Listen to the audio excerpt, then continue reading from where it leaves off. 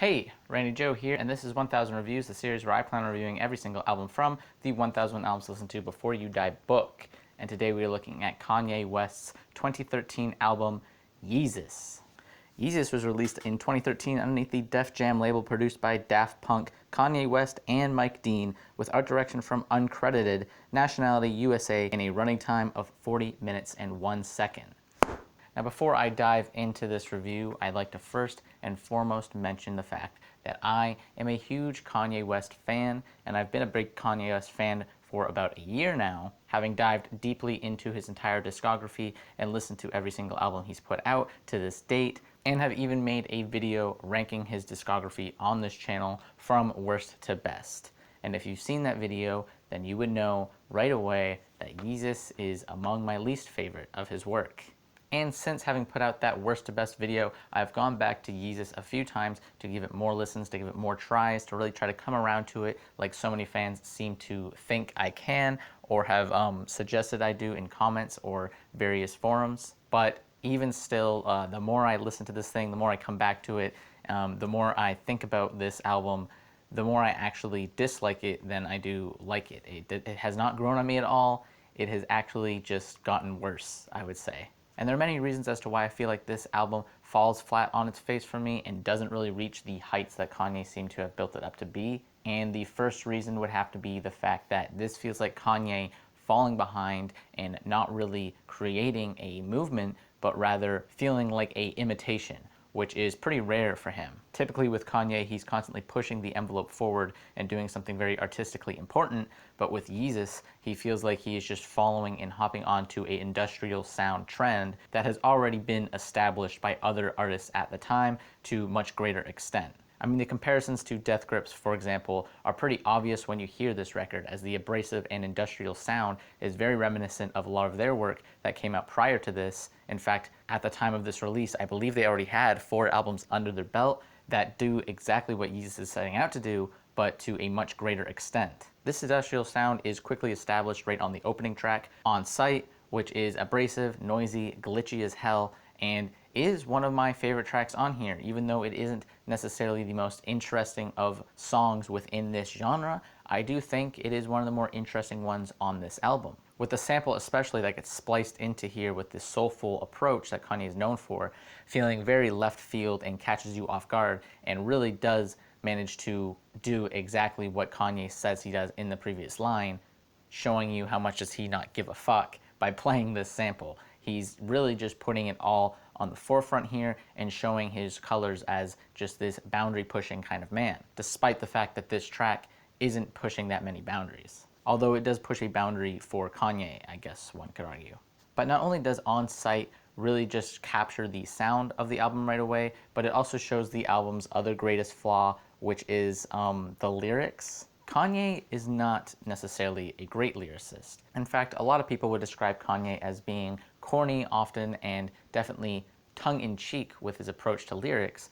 However, Yeezus is the most embarrassing example of his bad lyricism. In fact, almost the entirety of this album, I would say, is riddled with just cringy, awful Eminem-like lines on this thing. Like, just so flat and one-dimensional with their approach, and they're just not funny at all. Even though he goes for humor here, the jokes all just fall flat, and they are just pretty simple, rudimentary lyrics as well that just never reach the heights of a lot of his other records. What happened to the conscious Kanye that we've come to know is completely gone on this record, and his ego and his over-the-top cheesy lines really become the main focus of this album. For example, on the 3rd track, I Am a God, you have lyrics like, I just talked to Jesus, he said, what up Yeezus? I said, shit, I'm chillin', trying to stack these millions. On the song Guilt Trip, there's the line, she looking for her daddy, call me Big Papa, Star Wars fur, yeah, I'm rockin' Chewbacca, it's getting cold, better bring your ski clothes. What are these?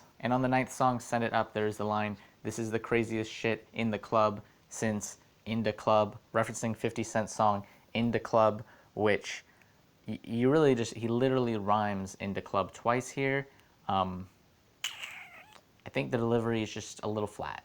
And as far as like truly outlying terrible tracks on here, I think you have some of Kanye's just worst songs ever recorded on this album. For example, the 5th track, I'm In It, which has a terrible chorus given by Assassin, who I feel like just completely clashes with Kanye and does not complement the sound at all of this track. And on top of that, you have these horn effects that are thrown in that feel as if this is a parody MLG sort of song or skit that was so prevalent in the early 2010s.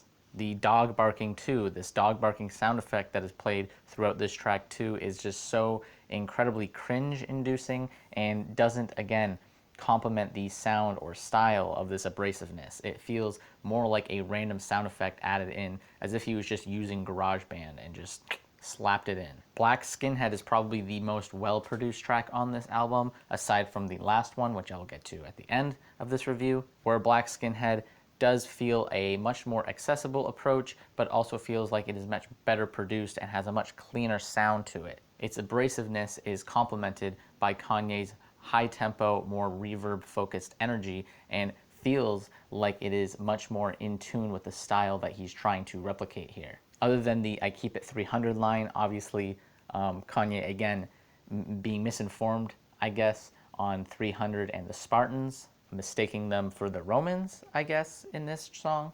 Most of this track is pretty strong. And with the song Guilt Trip, going back to that real quick, I just want to say this, again, is another just truly awful Kanye West song through and through. The beat is super amateurish and does not at all feel like a Kanye West produced beat. I don't know if it's Mike Dean that handled this one or if it was done more by Daft Punk, but whoever handled the production of Guilt Trip really put out one of the most amateurish and generic beats I have ever heard in a Kanye West project. And the auto-tune as well that is applied to Kanye's vocals here are just so dated.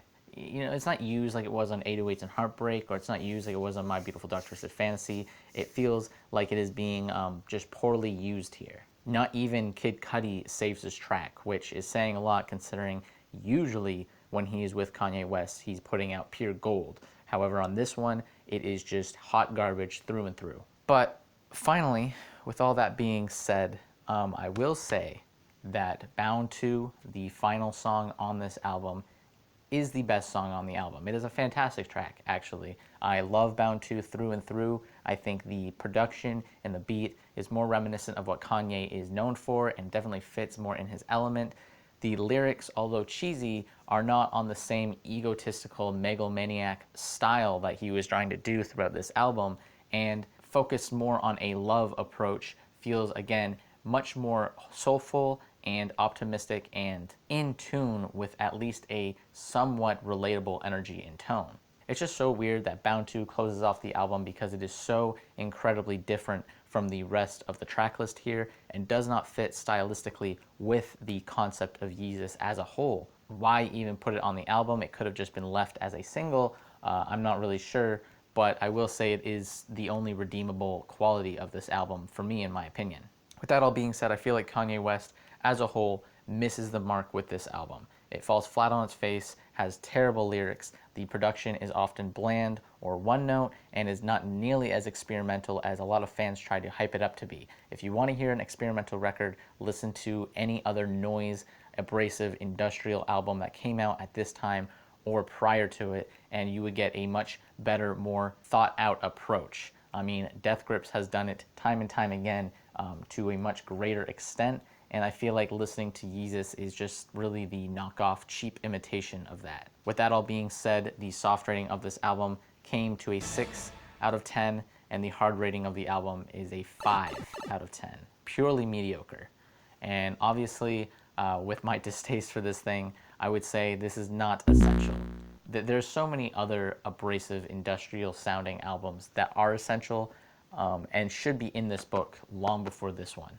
So, yeah, not essential. All right, let's see what the next album we are listening to is in the book. Random number generator 1 to 1001. Generate 347. 347 is going to be the album Earth, Wind, and Fire's That's the Way of the World. So go ahead and listen to Earth, Wind, and Fire's That's the Way of the World, and I'll review that in exactly 1 week or so. Anyways, that pretty much does it for this video. Please hit like and subscribe to follow along in listening to every single album from the 1001 Albums Listened to Before You Die book. And as always, my name is Randy Joe. and I'm signing off.